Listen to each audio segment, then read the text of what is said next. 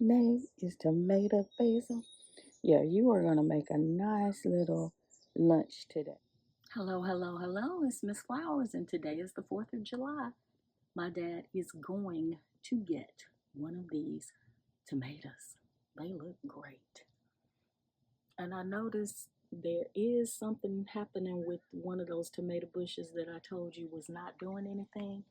So is this other one. So maybe our fertilizing routine is working. I pruned some of the leaves off the bottom of this eggplant. Will it live? I don't know. Remember, this is Miss Flowers Learning Lab. We've got peppers on the bottom of these pepper plants, so I'm not going to mess with them, as far as like trying to prune anything. This is growing just as bushy as you please, but I tore off a whole bunch of flowers because that joker know it wants to flower. Not gonna bother this one because it looks like it's trying to push out some new leaves on that stem. I have blessed this garden, honey, because I want the Lord to bless this garden. Amazing, the marigolds are coming back. Since I deadheaded them when they looked dried up and burnt out, I was gonna throw them away. But a little patience, a little learning about what to do. I'm so grateful to all of the different gardening channels that I have been looking at over the years.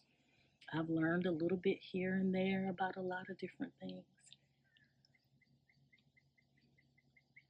And honey, we all gonna need a garden before it's over, as the old folks say. We're back in Miss Flowers Learning Lab because this definitely is an experiment.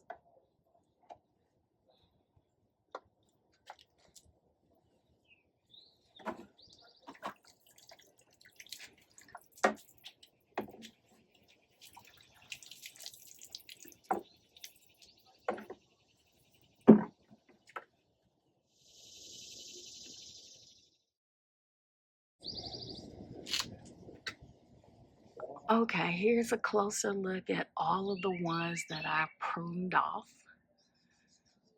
I'm just gonna show you this one.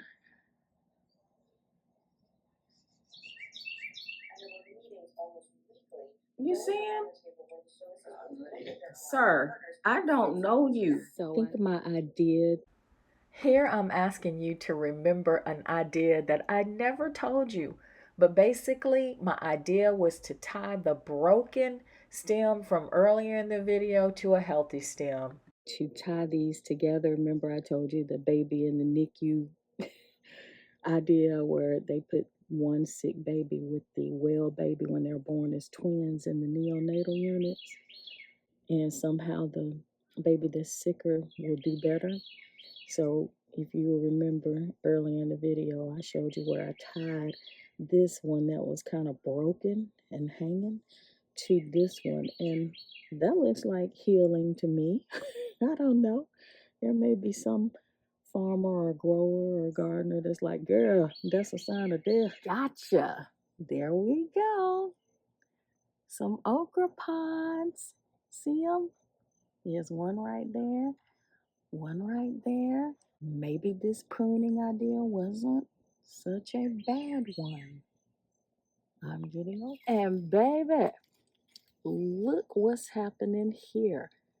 Honey, I guess the eggplant took me seriously when I said I need you to produce. The chives are growing up since I pruned them all the way back and told them they had a reprieve, but they had better produce. I am going to cut back this basil because I'm going to use it for something which you will see shortly. Right now, I am using some peroxide to clean my shears, my pruning shears. Somewhere in heaven, I'm sure my great aunties and great grandmas and great granddaddies are roasting the hell out of me. Because I can assure you they did not clean these things every time they cut something, but I am of the modern world. So I have cut off the top couple of leaves right above the nodes, and maybe it will grow a little bit more bushy instead of so linear. And let's see. Here's what I cut. Cut two about like this. Here I go again. I'm about to cut one of these little ripe tomatoes over here. Can you see down there? Because granddaddy, or daddy as I would call him, because my children call him granddaddy, daddy has been having a field day with these tomatoes. He says they are so delicious. So I'm about to wipe this pruning shears clean as I cut, maybe this one, I'll cut that one. Ta-da! Today's harvest. Lord have mercy. If that don't look like somebody with a green wig on. Hello, my name is Tomato Basil. Yeah, you are going to make a nice little lunch today, and I will show you guys that later. Hello and welcome to Miss Flower's Kitchen. I'm going to take my little tomato that I grew and I'm going to wash it because I'm going to make a snack out of it. Now, I would probably normally need like some white vinegar, but I only have this, so I'm going to use it to help me wash that tomato. I don't use a lot of pesticides that I think would be harmful. You guys, if you've been watching the videos, you know I usually try to create my own stuff to make it less toxic. So anyway, I'm gonna rinse this out at the sink, but right now I just wanted to let it sit there. And of course, you will remember my basil. Same thing. I'm just going to kind of drop it in there for a bit to let all of this get cleaned off.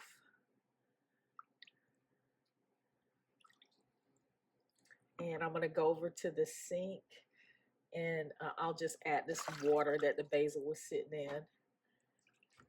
Get this all cleaned off. Again, like I said, I don't use really poisonous stuff, so it shouldn't take a whole lot.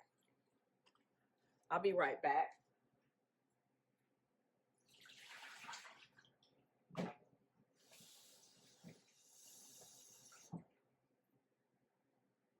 So let me bring this over where you can see it a little bit better.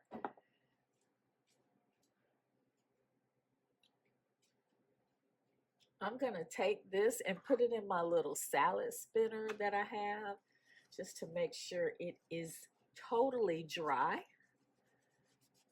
And this is me wiping off my little tomato. I'm so proud of myself. It really is so, I don't know, what's the word I'm looking for? Um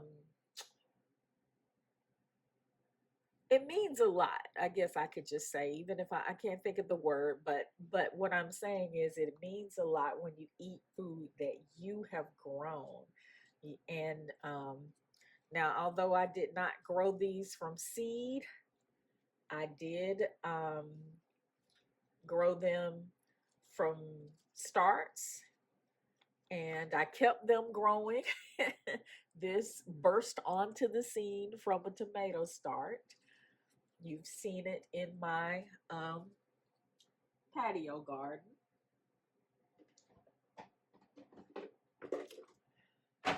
Here's my little salad spinner. I'm going to sit the tomato off to the side here while I put the basil in the salad spinner, because what I'm going to make is just enough for me and my daughter.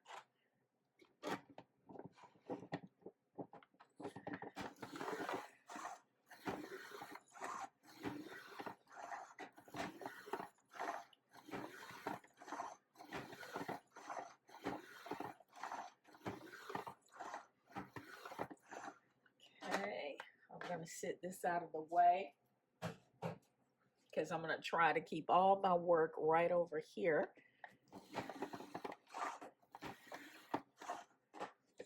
Okay, let's see how we did.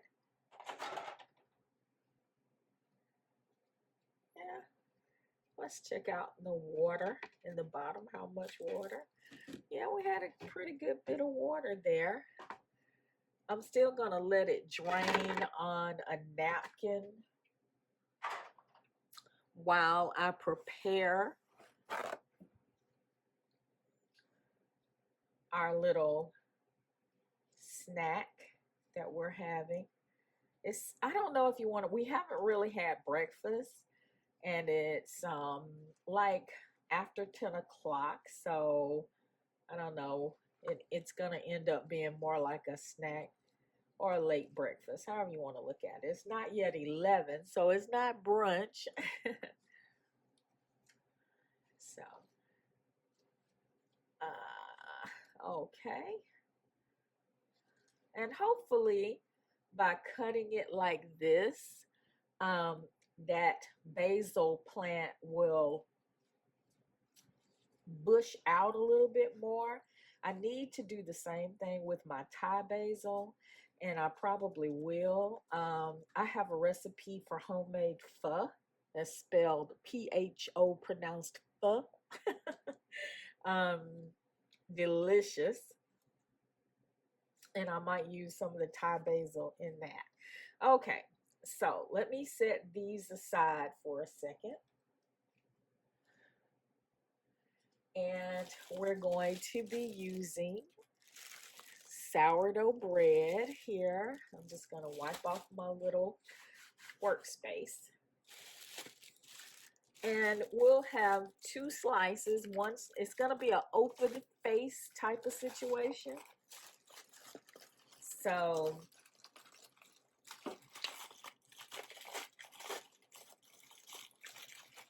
sorry, it's taking me a second to get this open because it's kind of double wrapped on the inside. There we go. So I need 2 slices, one for me, one for her.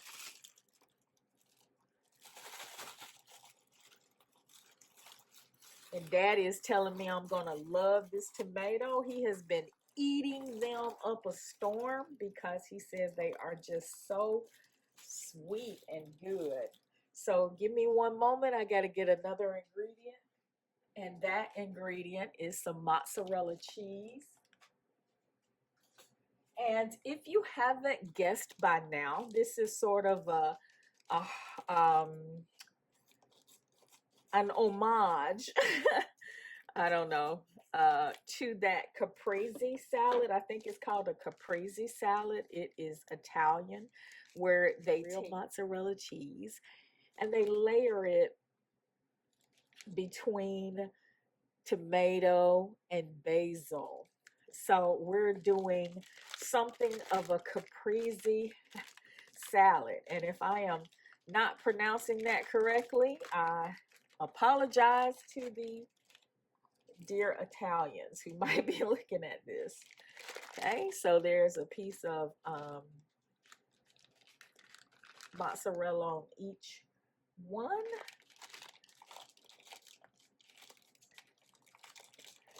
Then I'm going to take leaves of basil and just kind of lay them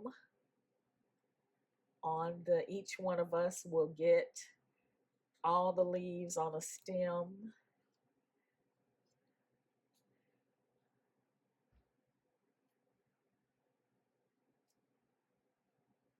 Okay, the next one.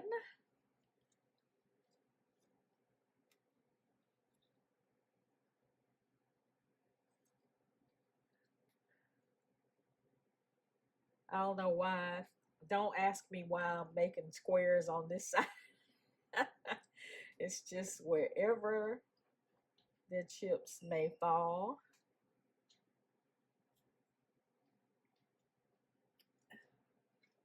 And then I'm going to just slice this tiny little tomato here. And one moment, let me get a knife.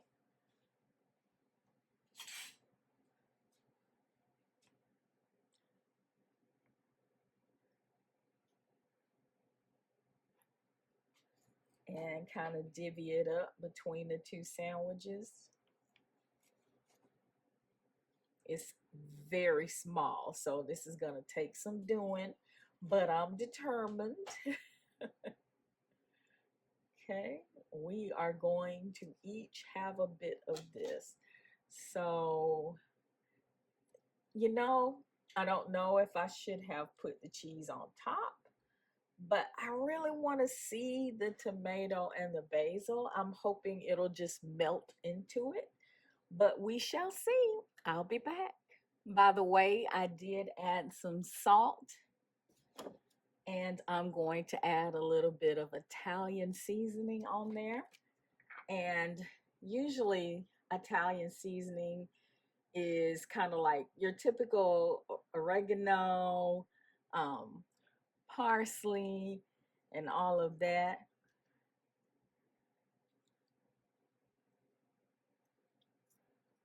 Now, if I were doing this for little kids, I probably would put pepperoni or something on there like that. But anyway, I'll be back.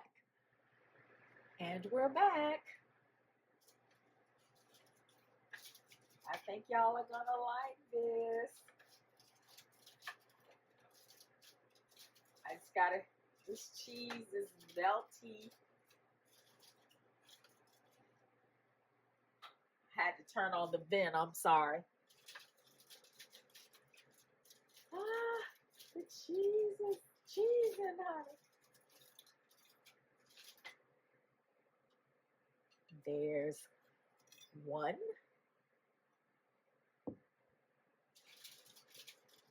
And here comes the other one. My daughter's really ready. She's been asking. There's the other one. And let's see. Ta-da. And because we are Southern girls, honey, some bacon is going somewhere on this plate. Okay. I'll check you guys later. I'm going to enjoy my bounty, the bounty from my garden. Et voila. Sorry to use a French expression to show you an Italian inspired lunch, but it's an homage to the caprese salad. I think I'm pronouncing that correctly. The one with the mozzarella cheese, the basil, and the tomato. These basil leaves and the tomato slices are straight from my garden. I cannot wait to dig in. And of course, it is probably served more likely with prosciutto. But baby, we in the South, so we got us some bacon. I'll let you know how it tastes. Guys, I was so busy eating, I almost forgot to get a parting shot. Thank you so much for joining me today, and I hope to see you again. Please like, share, and subscribe if you like the video. Miss Flowers signing off. See you next time.